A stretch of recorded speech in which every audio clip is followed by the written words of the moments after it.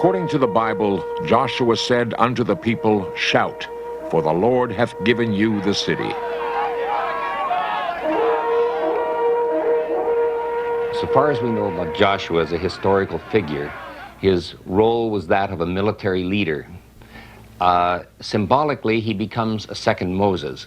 In the book of Joshua, when he crosses the Jordan River, he separates the waters the way Moses separated the waters in the Red Sea. But he becomes more than Moses. He is a military conqueror, and he becomes the agent of God in the minds of the Hebrew writers.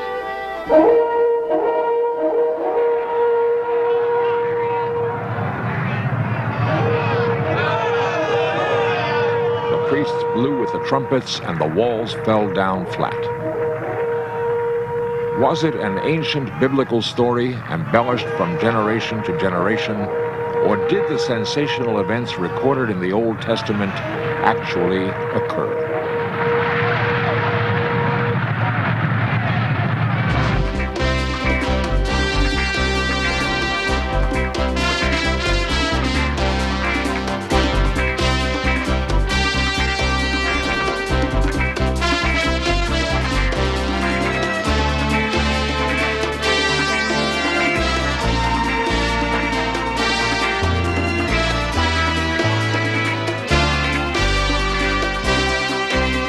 This series presents information based in part on theory and conjecture. The producer's purpose is to suggest some possible explanations, but not necessarily the only ones, to the mysteries we will examine. The Bible relates that the Israelites were led out of Egypt by Moses in the Great Exodus. The Hebrews were inspired by their belief in the one and only God because they considered themselves His chosen people. But once they had escaped from Egypt, they were forced to wander the desert for over 40 years. It was prophesied that Moses would remain in the desert, that he would never reach the promised land.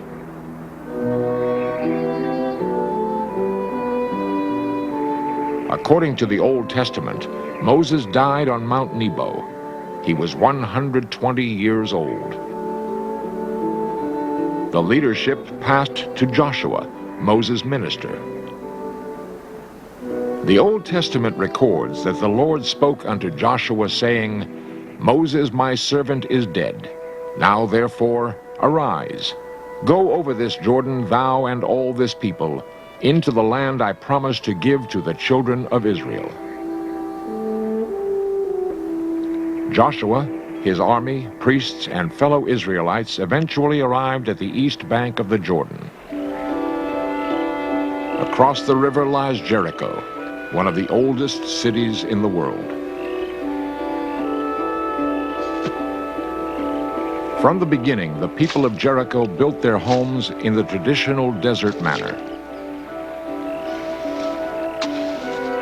Bricks are made of earth, straw, and water. It was understood that nature would wear away the material, but no matter. It was simple to rebuild their village. Beneath the dry sand of Jericho lies its most precious resource, water, a seemingly endless supply.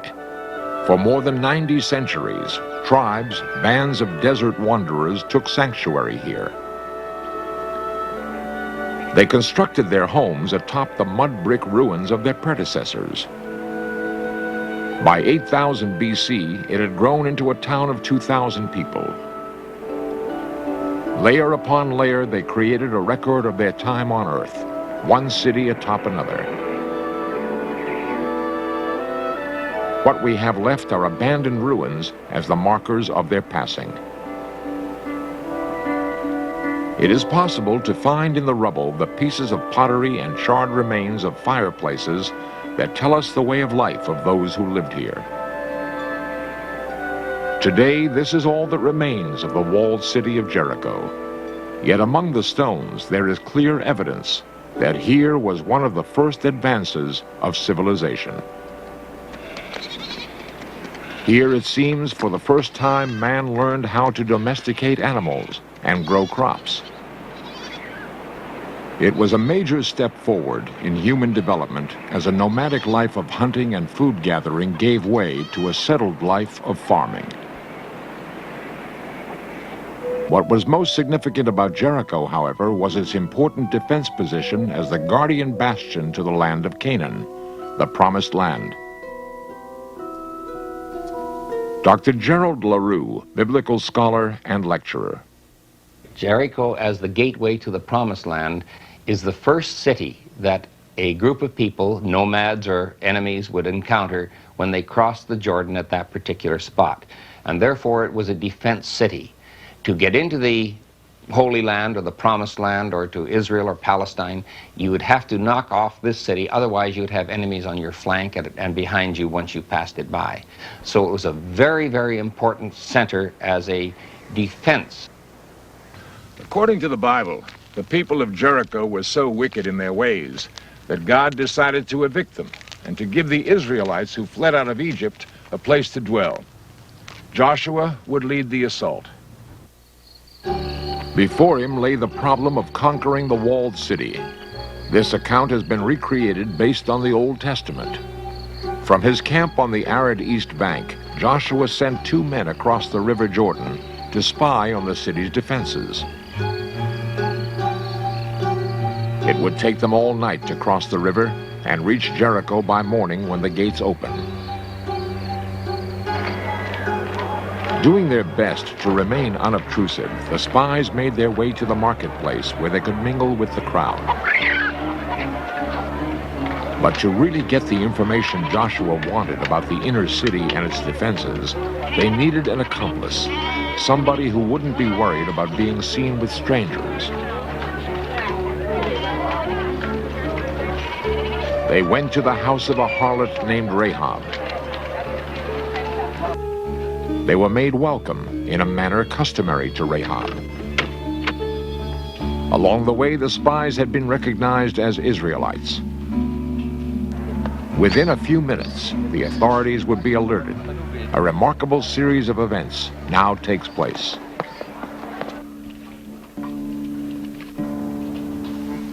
Rahab realizes that her guests are Israelite spies. She does not turn them in.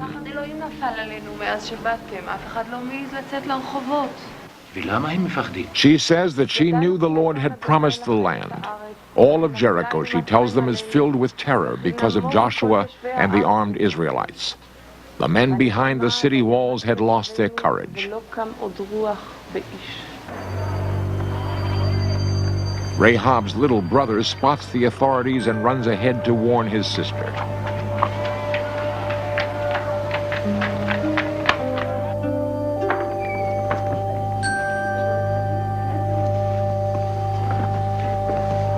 She quickly takes the Israelites to the flat roof. She asks the Hebrews to swear by the Lord that since she has not betrayed them, they will spare her father's house and allow her family to live. The men answer Rahab, "Our life for yours if you don't reveal our business."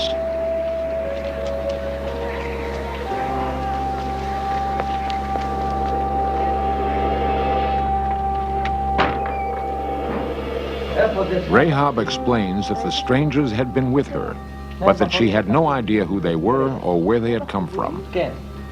They seemed anxious to get out of the city before the gates shut. If the authorities moved quickly, they might catch the men before they crossed the Jordan. They would have to hurry.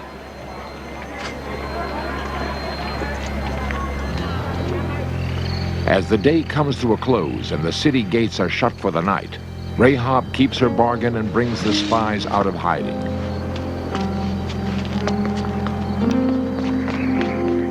She lowers a cord through one of her windows. Rahab urges them to hide in the mountains for 3 days until the authorities returned to Jericho.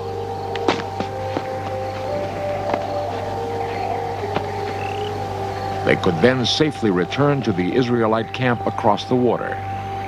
Joshua awaits news of Jericho's defenses.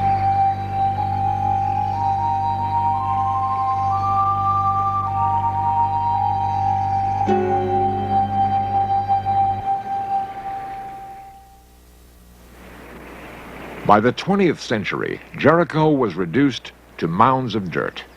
For over 3,000 years, the evidence of its secrets had laid buried. The thing about ancient cities is that they were located always where there were a number of favorable factors. First, there had to be enough natural water to sustain life, either by wells or running streams or springs of water. It had to be in a position where it could be defended.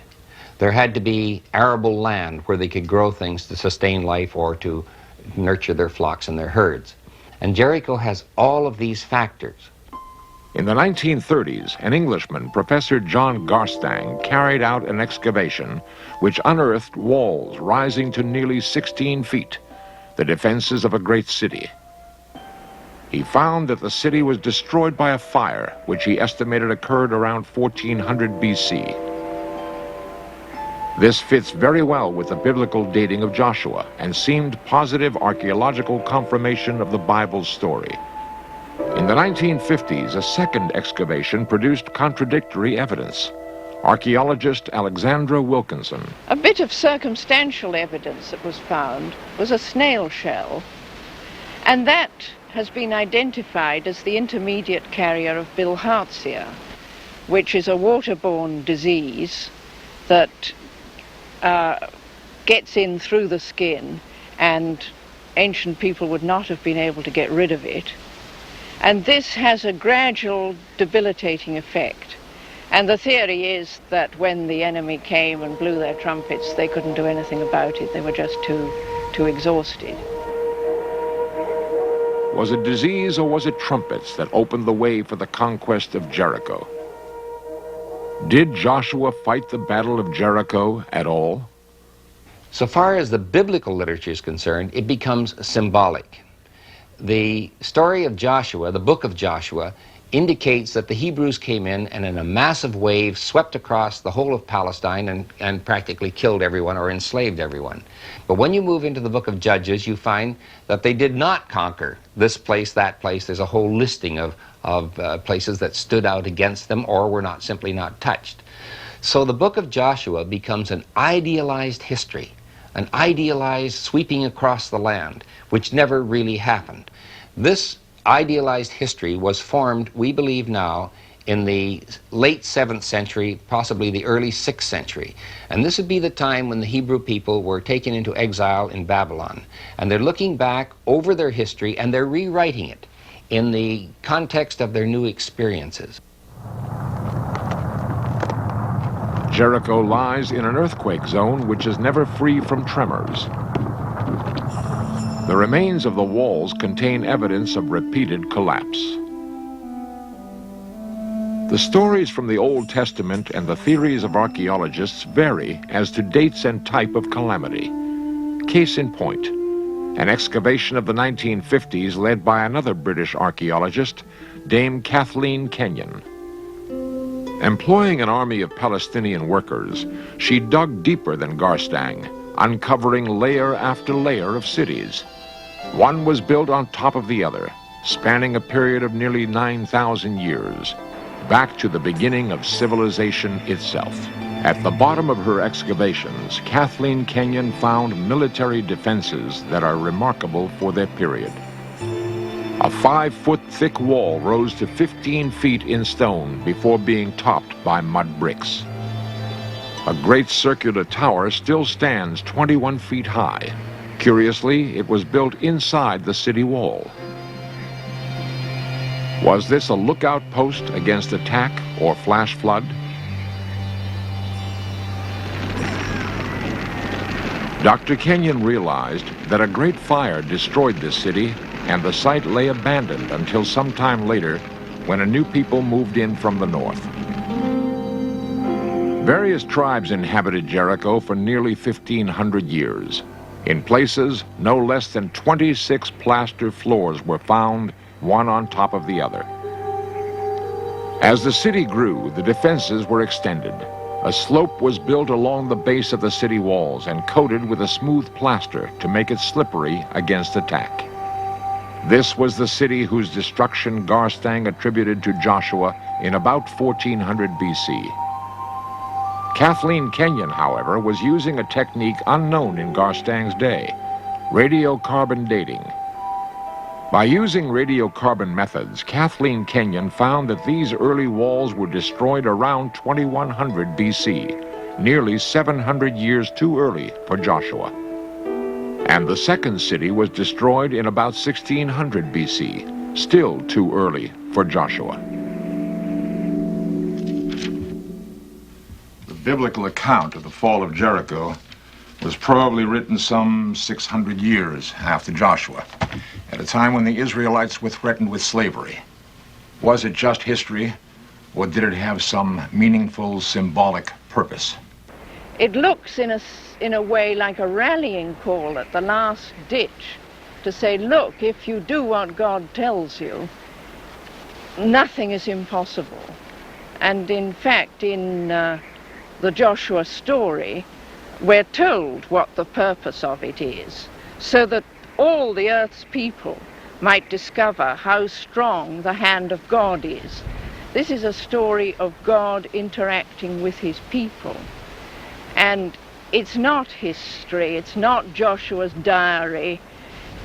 The Bible looks like history, but it's more history-like. In 1956, the last year of her dig, Kathleen Kenyon uncovered a most significant find: 1 square meter at the very top of the hill. Here she found a section of floor with a small clay oven. Beside the oven lay a small jug, apparently dropped and left where it lay. Confirmed by carbon dating, the date fits.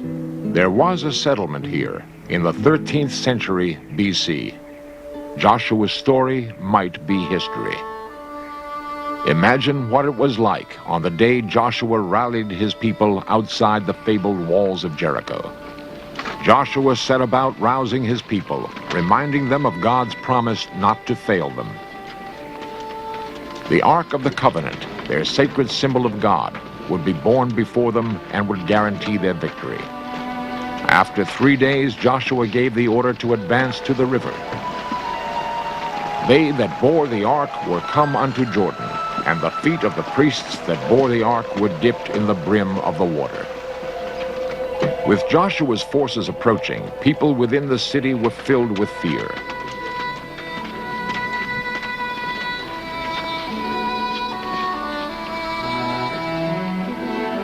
Joshua ordered the Israelites to march around the walls for 6 days silent, except for the priests blowing ram's horns trumpets in front of the Ark of the Covenant.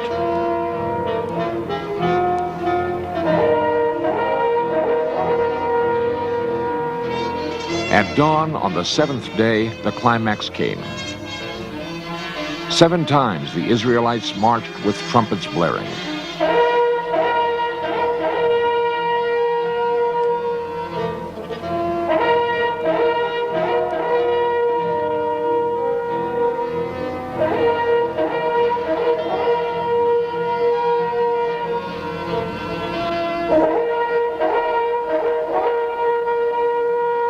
On the 7th circuit, he ordered his people, "Shout, for the Lord hath given you the city."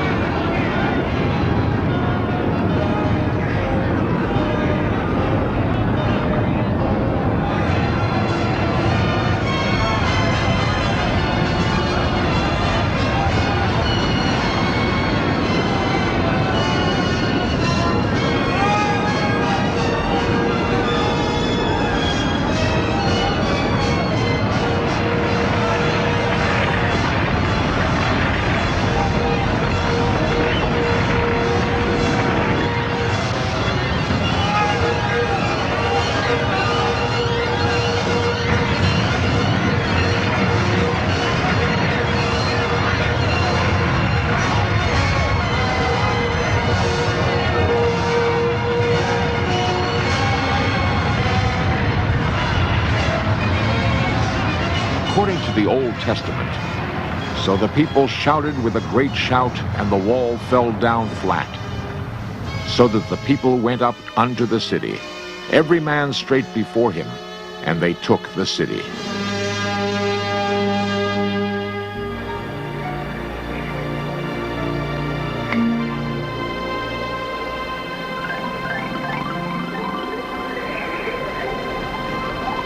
Because of the cord identifying Rahab's house, she and her family were spared.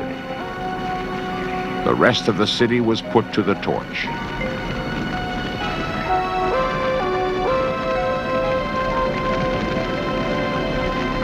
Whether legend or history, or a combination of both, it should be known that the story of the walls of Jericho is related in the book of Joshua and can be found nowhere else.